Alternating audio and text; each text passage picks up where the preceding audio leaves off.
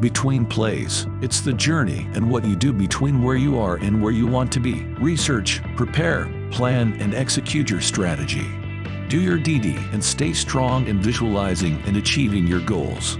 Our strategy is unique since 2020. An original concept imitated, never duplicated.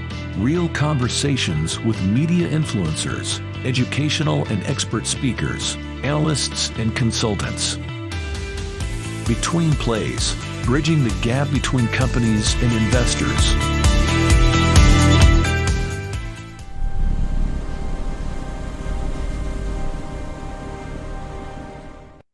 All right, welcome everyone to Betweenplays Stock Market Strategies, also known as Betweenplays Media, and the long-awaited Killian.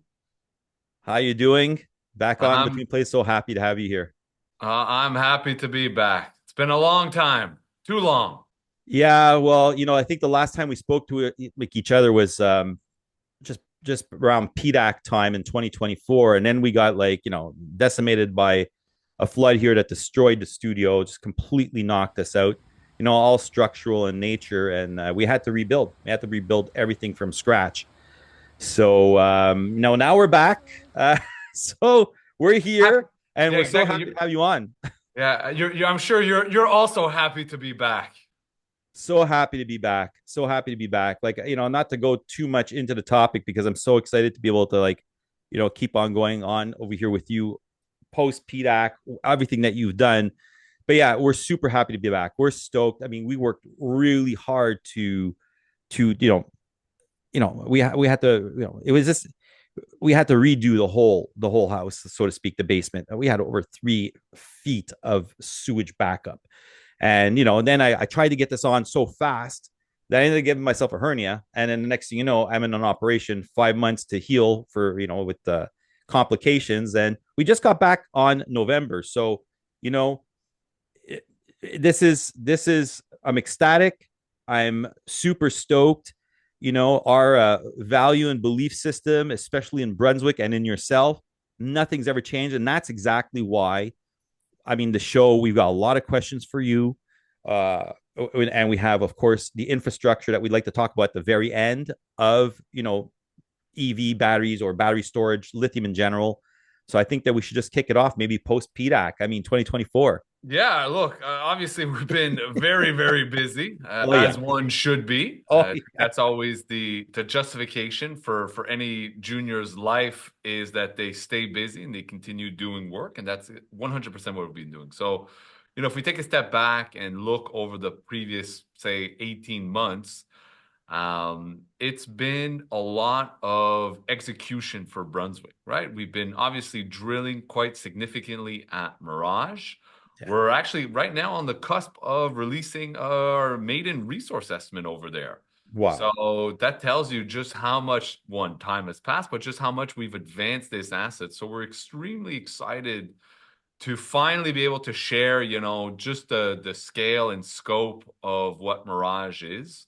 And I'll remind you, all of our work has always been towards finding assets that we believe have a realistic chance of being developed.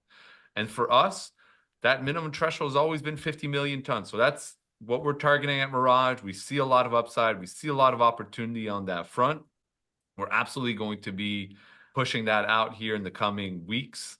So that's going to be a big milestone. But then we've been so active across the rest of our portfolio, right? It goes back to that original idea behind Brunswick, which was this concept and this hypothesis that lithium exploration never occurred.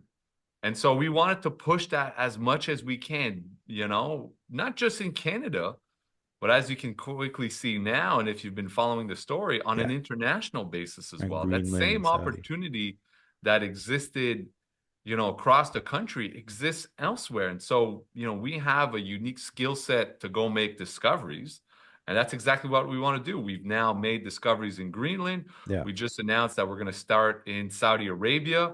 Yeah. We're just getting warmed up here. We have so much more that we can give, so many more discoveries that we can make across our portfolio.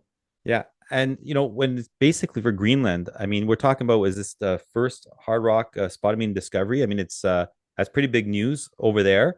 And basically, how does that position Brunswick? Look, just to mention, we've put out some articles between the whole issue that we've had over here when our studio was down, and we're still invested in. I think it's a very important point in Brunswick Exploration, as well as my family and friends. I mean, and that comes down to, I think, even before we ever did an interview with you, that your insight, your value system is to grow things and to leave a legacy. And that's where I think I'm seeing with Greenland and with Saudi Arabia is you've become an international player. How does that position Brunswick actually? It positions us in a very unique place, right? If I take a step back, the concept of most juniors, the way they work, is to make a discovery similar to what we would have found at Mirage, and then to double down on that asset, put all of the team focused on advancing it, and we kind of took a step back and said to ourselves, "What is that? What we're actually good at? What can we actually deliver here?" We said that we wanted to explore, we wanted to find, and we demonstrated that we're actually pretty good at doing that, generating targets, going out and testing them, demonstrating the potential. Case in point, Greenland. There was no real known hard rock discovery in Greenland until we arrived. And so we literally opened up an entire country on ourselves. That's something crazy. that you so rarely find and so rarely see in this space. And so we said to ourselves, well, look, we can continue delivering that. That's actually what you used the word legacy, but that's actually what our strength is.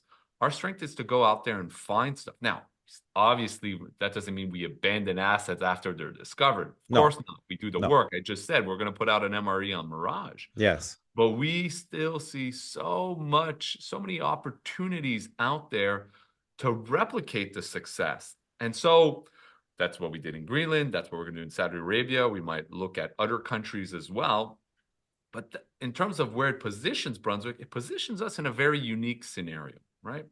If I look at all the other juniors out there that are working in the lithium space, or even in any other commodity, be it copper, gold, pick a something here, they really have that very, very narrow focus. And so we're kind of creating something that's unique amongst the exploration space, unique among juniors, where if we're successful and this strategy pays off, we'll have consolidated lithium exploration into one company, right? Across multiple viable strategic jurisdiction, be it Quebec, Greenland, Saudi, and some other places, we'll have consolidated that in one vehicle.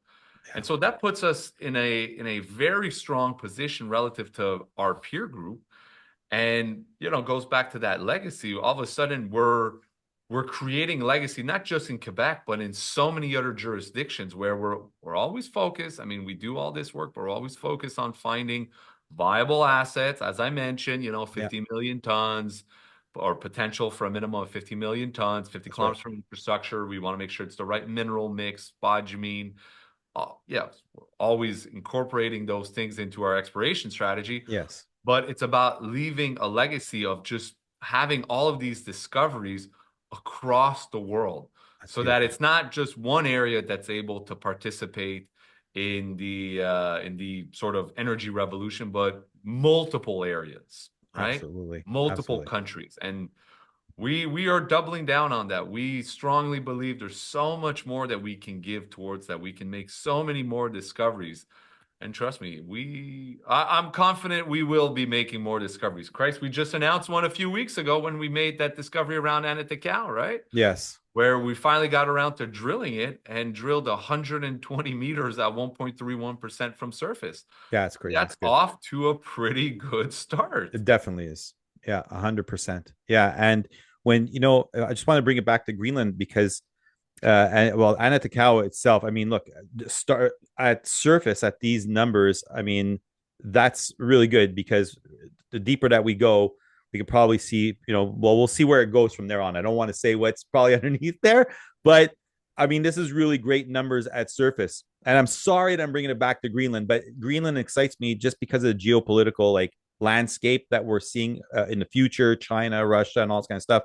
Being up in Greenland, I mean, with Europe also, I mean, look, it comes down to the infrastructure of EV batteries and the EV whole system with cars. when you look at it, people are saying like, oh, lithium, the cars, the revolution.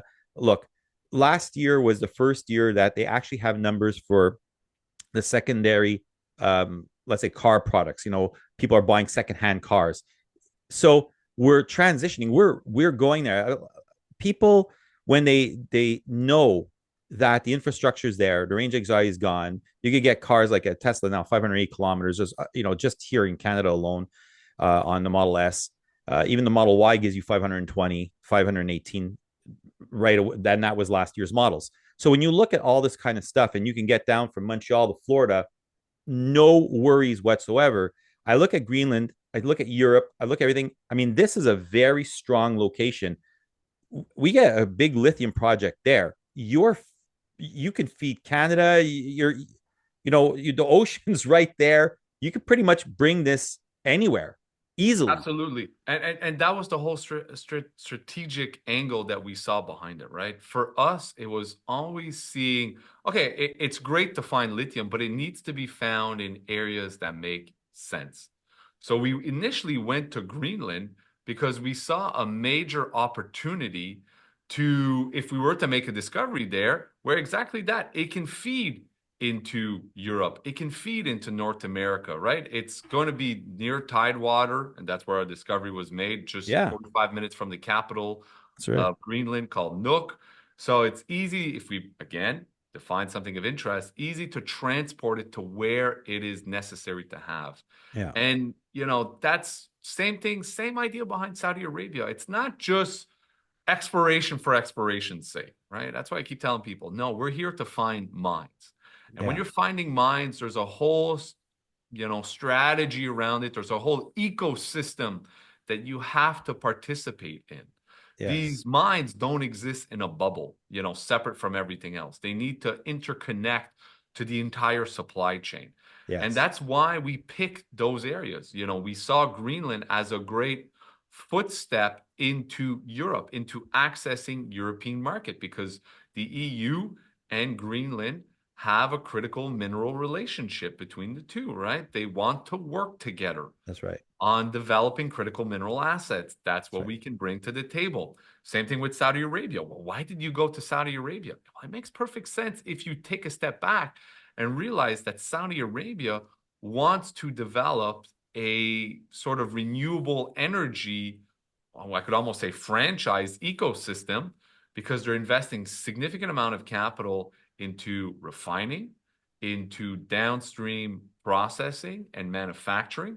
And so any discovery we make there has that end buyer ready to be placed. Yeah. That is something that is extremely unique for us. And it dives right back into our mindset of not just exploration for exploration's sake, but there's always this end goal here of, well, if we're finding a mine, how does it play into the ecosystem? Yeah. And all of our work follows that mindset.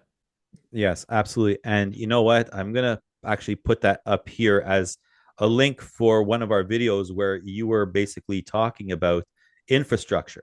And you were mentioning how, like, at one point, like, yeah, sure, absolutely. Like, we can go and find a mine out in the middle of nowhere, or not find a mine, but maybe there's something down there.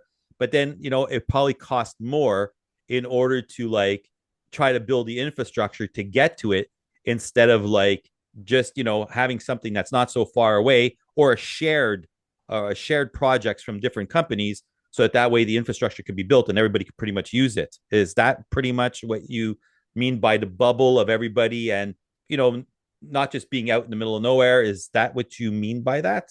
Yeah. Look, that's a core component, but I guess what I'm trying to say here is that it's more.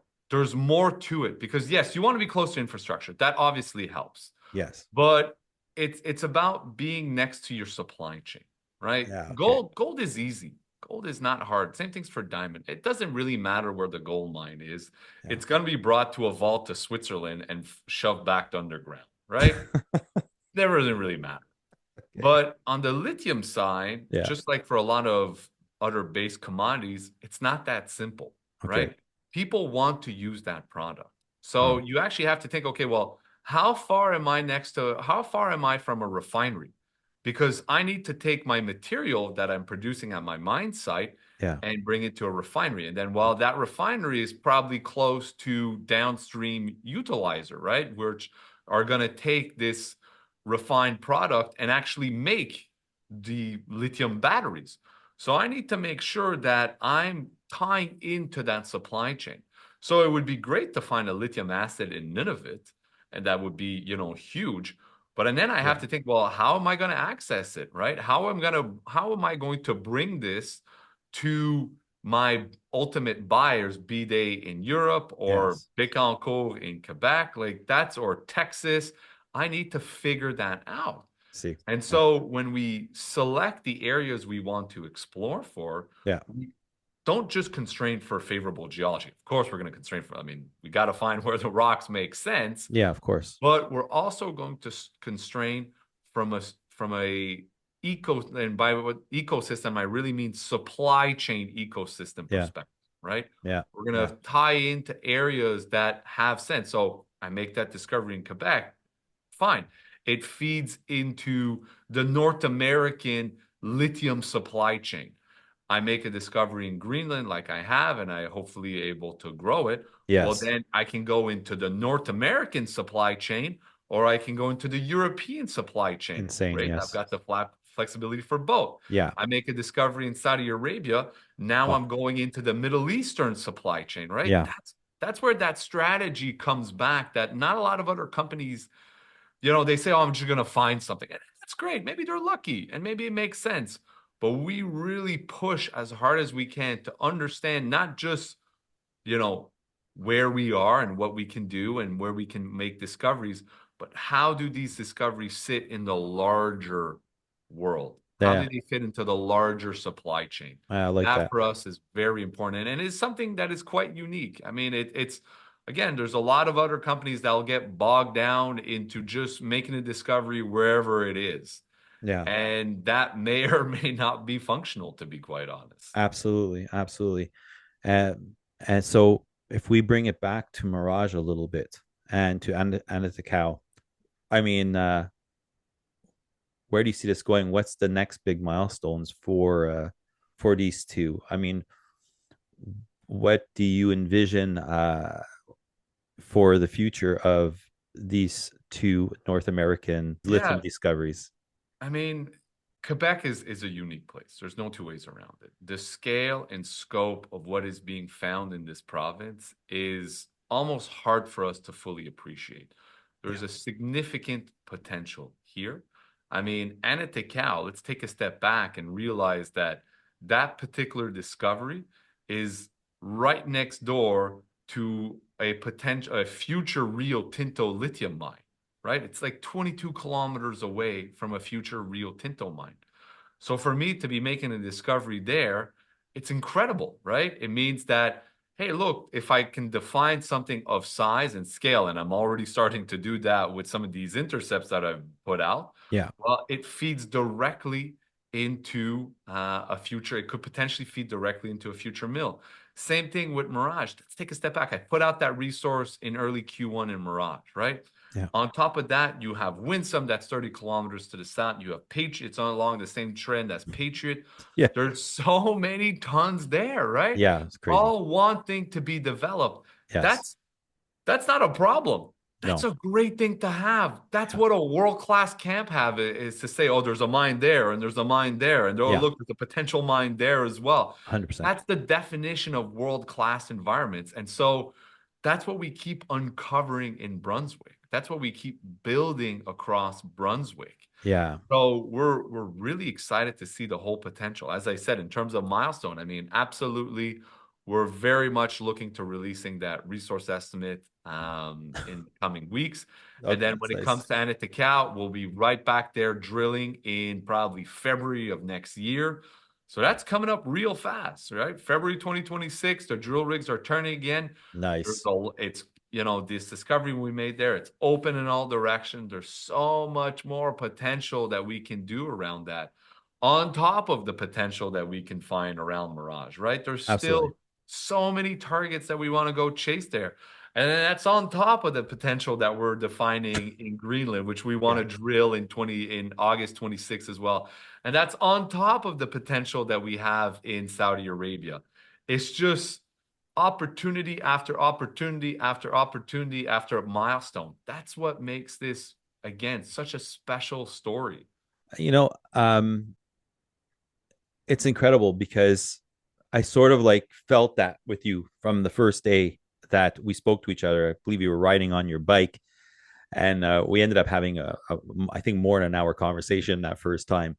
Yeah. And you know what I like to do is maybe shift into these types of conversations that we've had, and just touch up a little bit on the geopolitical landscape real quick, and lithium and basically the EV market and stuff like that. And the reason why I like to go there is because we have a lot of sleepers now out there. People that are saying that, oh, lithium's the past, blah, blah, and all this kind of stuff. And I just completely disagree with, and that's maybe saying lithium, that's not what I meant. What I truly meant is that EVs in general, cars, the future is, it's going to be gas. It's always gas. And that's what it's always going to be. Can I interrupt you there for a second? Yeah. Because I think that's one of the main issues, especially for a lot of people, is that they focus on EVs. And Yes. that's fine. That's normal. Yes. Previous market, when we think about the previous bubble, yes, on the, or I should say the previous lithium bull run, when it ran to like 6,000-7,000 for spodumene and like 70,000+ for carbonate, everyone was talking about, oh, it's the EV revolution and that's all that. Yeah. They weren't fundamentally wrong, but they were really missing where things are going. I like this. Yeah. And I don't care about EVs. I truly don't. They are almost a side story right now in the lithium market. Yeah. Where lithium is going, and the real opportunity for lithium, is when you start to think about renewables. And I started deep diving a lot more into this. And I mean, by renewables, I'm specifically going to talk about solar. All right. Okay. Solar, as it stands right now, is the cheapest form of power on planet Earth. All right. Okay. It is hard for us to understand what has happened over the last, call it 10 years, in terms of solar generation, in terms of power generation from solar sources. Yeah. 10 years ago, it cost about 45 cents US to generate 1 kilowatt of solar energy. Okay. All right. Pretty expensive, not very competitive. 45 cents. Well, who cares about that? Yeah. Well, 10 years on, we're now down to the, call it, less than a penny range. You're talking about a 99% drop in the cost of generating power from solar. All right. It's now free. There's a reason why when you look at the mix of power in China, everything they've been installing has been solar, to the point where I'm actually bearish on things like uranium, because solar is so cheap. Okay. Solar is so unimaginably cheap that it pushes and scalable, that it pushes everything else out of the door. 10 years ago in Beijing, people would take pictures for a blue sky. When there would be a blue sky in Beijing, people would freak out and be like, oh my God, it's so rare. Why? Because there'd be so much pollution. I remember those days. Yeah. And then they started installing so much solar that it actually decreased the usage of thermal coal plants, which is why the sky was so dark. Exactly. And then on that basis, what ended up happening is that it actually cleaned up the air around China. And now Beijing routinely has blue sky days that people don't even think about anymore. It's so true. And now, because there's less particulate matter in the air, all of a sudden it's generating more solar energy because there's less reflectance, there's less crap, if you will, in the air, blocking the solar rays. And so this is something you're seeing world over, right? Because take a continent like Africa, right? A billion people live on the continent, over 1 billion people live on the continent of Africa, and it's forecasted to be the fastest growing, population basin in the world. Okay. Well, do you know how many EV cars were sold in Africa in 2023? No. Pick a number. Oh, pick a number. A billion people. A billion people. So I would go into the thousands, double-digit thousands. Yeah, there was 425 cars Okay. Okay. sold across all of Africa. Okay. Right? That is insignificant. Yeah, absolutely. But what you're now seeing is a different revolution. Because Okay. it's now so cheap to generate and to install solar panels, and it's so scalable, Yeah. places before that had no infrastructure, Yeah. energy infrastructure, Yeah. are installing solar panels. Yeah. And It's because crazy. they have solar panels and they're generating solar there, they then say to themselves, okay, well, maybe I want to store that power. Maybe I want to use that power more than just to turn on the TV or to run, a charging station for our cell phones or stuff like this. Yeah. Maybe I want to install a lithium battery. Maybe I want to run and buy an EV car. So Yeah. all of a sudden, you're seeing EV sales grow across the continent of Africa Yeah. because they're installing so many solar panels. I see. Because they're like, well, look, I live in a village in the middle of nowhere Yeah. that has no fuel options. Correct. But once you know, I put a couple of solar panels and now I can put myself an EV car Yeah. and drive it to the next village that Makes also sense. has solar panels. Yeah, it makes sense. EVs are part Part of of the ecosystem. the solution here. Yeah. Okay. But it's all about solar. And the key thing with solar is that power is generated at peak of the day, 12 o'clock in the day, right? Yeah. At Yeah. noon.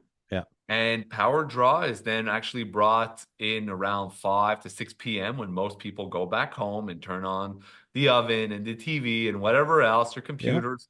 Absolutely. And so you want to be able to transport that power through time, right? Yeah. What are you going to do? If you're generating excess power during the day, well, you're going to store that excess power into lithium batteries. Yeah. And then you're going absolutely. to use them in the evening.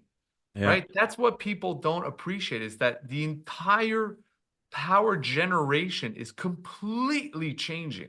It's true. The mix, Yeah. like we have so many wrong preconceptions that it's going to be astounding to see how much the future is going to change. And then, as I said, it has these knock-on effects.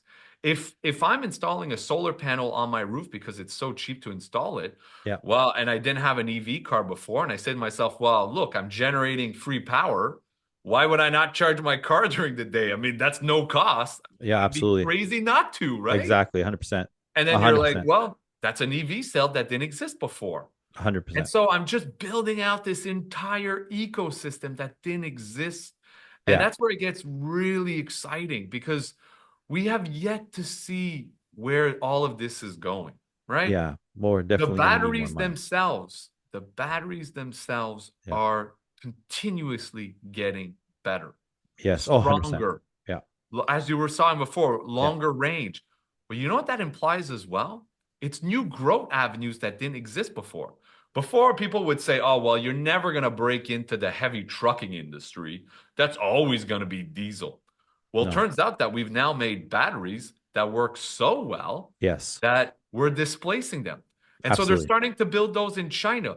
Yeah. This is a market that has grown 100% over the last 3 years. Yeah. It's insane. I know. And Yeah. CATL is expecting something like 50% of all the heavy trucking industry Yeah. to be battery operated Yes. within the next 2 to 3 years.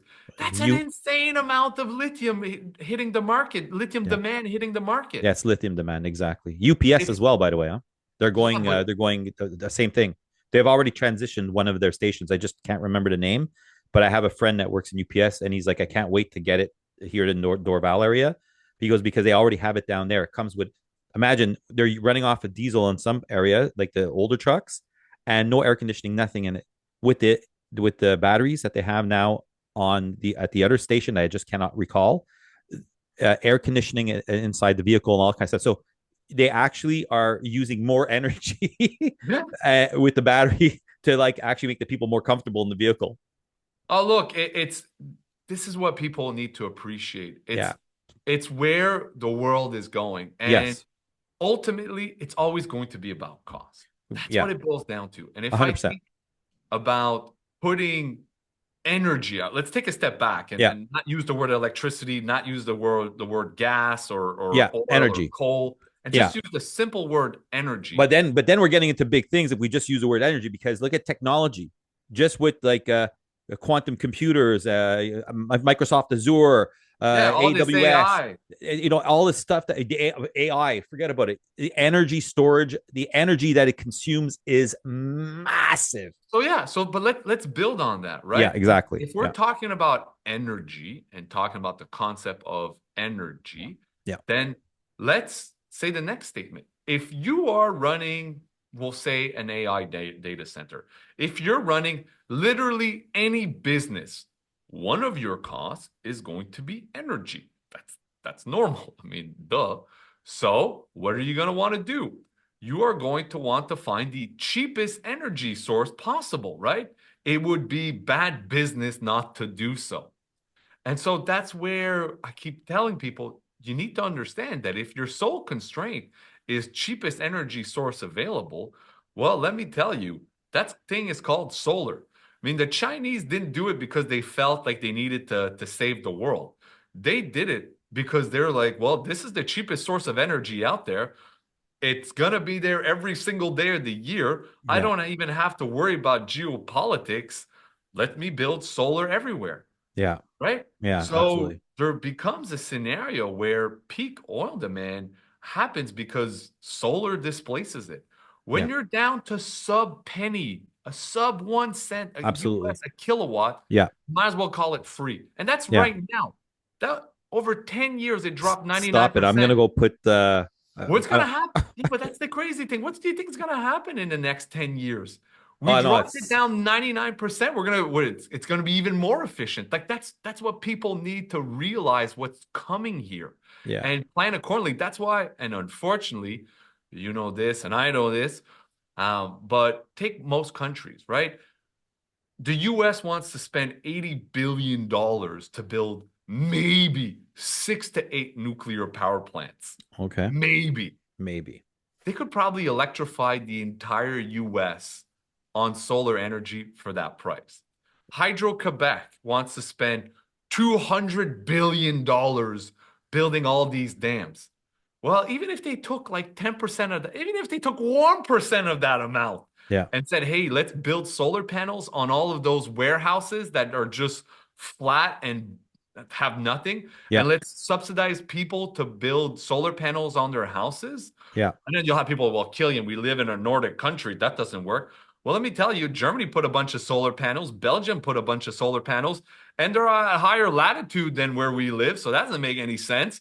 There's no excuse. There's literally no excuse. And we're just stuck in this old way of doing things, this old mentality. yeah, The world is changing. yeah, And it's hard for us and it goes back to what you were saying. Like we were yeah, talking about EVs at the start, and I was like, uh, EVs is a side story to yeah, everything yeah. here. It is a side story. It is a side story. And the only reason why I went there is because I just I want to make a point of when we first started talking about even about EVs or just energy and all this kind of stuff in general. I mean, already a lot of people were behind. I remember thinking, oh, I got to get my first. Had a little bit of range anxiety. We ended Yeah. up getting a gas hybrid vehicle.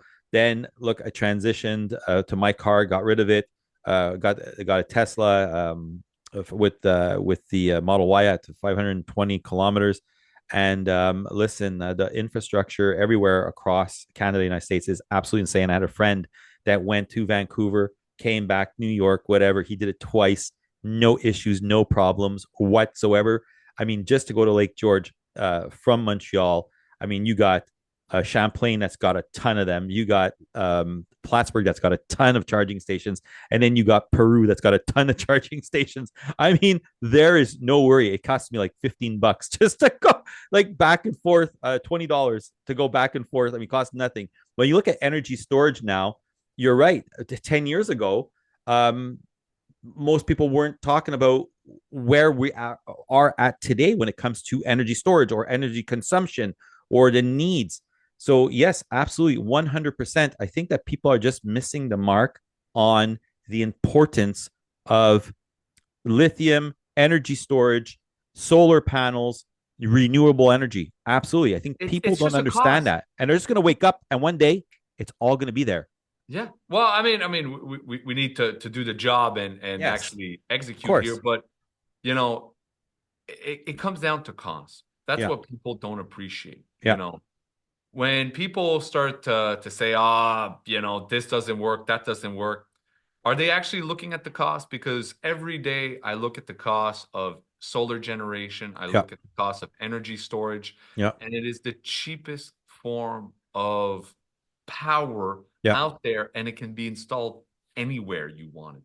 You can put it Yes. on a roof, you can put it in a field, so it's scalable. It's not Yes. always has to be one size. Yeah. It's it's a revolution that's coming, right? Absolutely. And that was always one of the misconception when people talked about EVs. It's an energy revolution. Yes. And 100%. there's no way around it. The Yeah. future is electrified. And if the 100%. future is electrified, Yeah. I'm sorry, but there's two things that matter in that future: copper and lithium. And if you ain't thinking about those things, you're missing the boat completely. The future is based off of energy electrification. It's a digital age. It Yeah. is not what it was. Actually, people, like our children, my children, I can see that within them. They don't even know what cable is. I asked my kids the other day in the car just for a joke. I said, "Hey, what's cable?" They're like, "I don't know." They thought it was a wire. Yeah, They have exactly. no idea because it's all what we see today. It's the future. My Tesla's like, people could say, "Oh yeah, but it's probably costing you more." No, it's not actually. It's not. Our bills are for hydro is pretty much the same. It's not more expensive. We had a spa. It destroyed us. We had it for two winters. We could not believe how much it was costing us. We took it off. It's insane. Our bill went back down to half almost. Okay. And it's like, okay, well, we're plugging in two vehicles and it's not affecting us whatsoever. The spa was killing us. Yeah. So, we are moving into this future. My cousin in Ontario has solar panels on his roof. All right. He has so much energy that he gives back to, I think it's all private in Ontario, the way it works. But he gives back to one of those companies that he's with because he's got way too much energy stored. So imagine that. That's crazy. And he's got 3 kids. Now, scale that up, a Yeah. million times, a billion times all over the world, Yes. and things start to look different. 100%. Why would you, as a consumer, say, "Well, why do I want to pay more money? Why would I want to do all those things when I want to get the cheapest option out there?" 100%. That's what people don't appreciate, and that's why I started off by being a little bit cheeky and saying I'm bearish on uranium. Look, uranium plants are going to get built, like nuclear plants are going Yeah. to get built, but Yeah, at the end of the absolutely. day, Yeah. it's about cost. I mean, Yes. funnily enough, I think they get displaced by solar energy. And so that's why I simplify it. I tell people, look, if you read up on this subject, look at the trends. And if you start to notice the trends, you'll see it's all about solar. It's Yeah. about cost. It's about how efficient you can be. And that has an implication for getting as much copper as we need to transport that electricity and as much lithium as we can to store it. And Yeah. it comes exactly right back to Brunswick, right? That's That's why right. we focus on assets that fit the ecosystem, that can grow into the space. Yeah. That's where we see that opportunity. That's where we see that potential. That's why we're in places like Saudi Arabia, Yeah. produces a lot of oil, but now produces a lot of solar power, right? Yeah. It's almost funny to see that this is one of the areas where they're going to see huge growth when it comes to solar power generation. Well, And so, absolutely. funnily enough, even in places like Saudi Arabia, where we, collectively think of it as an oil and gas country, Yeah. and it is, Yeah. but they have so much, they'll have a huge need Oh, yeah. for lithium, I'm right? absolutely 100%. So it really is going to change how we see things across the board here. Well, I'm really excited for Brunswick Exploration. I mean, we've been on board since the early 2022. We've been on board. We've seen the growth. I mean, since then, it's just growing and growing and growing and growing, expanding its reach. Now, globally, it's Yeah. quite incredible. I mean, You've done everything you said that you were going to do since day one. And like I said, we're still invested. My family's invested. My friends are invested. And we're excited to see where the future of Brunswick is going to be. I don't know if you have any last words to wrap it up.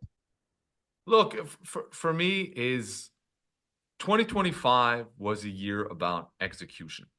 2026 is going to be a year of, I guess you could say, milestone or success, or pick a word that you want Yeah. for Brunswick. Because we have so much news, we have so many things that we want to tell people and demonstrate and execute, right? It's almost the pinnacle of this strategy that we've been working on for so many years. And Yes. 26 and 27 is when we deliver everything we can do and show, look, there's a reason why we were doing this for so many years. We got really good at identifying targets and testing them rapidly. That's why we're in so many countries and we're making discoveries left and right and center in all of these places as the lithium price is rising. Oh, and by the way, we have this major resource in Quebec. Oh, and by the way, we have this new discovery in Saudi Arabia. Oh, and by the way, we're drilling out, a huge exploration potential right next to a future Rio Tinto mine. And oh, by the way, like that's just what we want to do in 2026. It's going to be a big, big year for us, and we see a bright future for lithium, of course, but for Brunswick and its shareholders.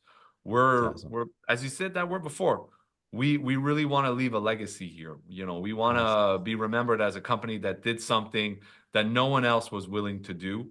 And so we're every day, me and my team, we're making sure that we can deliver on that. Well, that's perfect. Thank you so much once again, Killian Charles, Brunswick Exploration. Thank you, Killian, for being back on the show. And we'll see you next time. Pleasure as always.